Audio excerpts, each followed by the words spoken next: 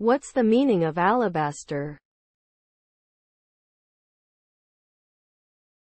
Alabaster. Alabaster.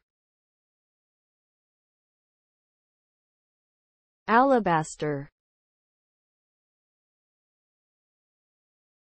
Alabaster. Alabaster. Alabaster is a finely grained, translucent form of gypsum. It is typically white or light-colored and has been used throughout history for sculpture and decorative purposes. When carved, alabaster has a delicate and soft appearance that allows light to pass through it, creating a gentle glow.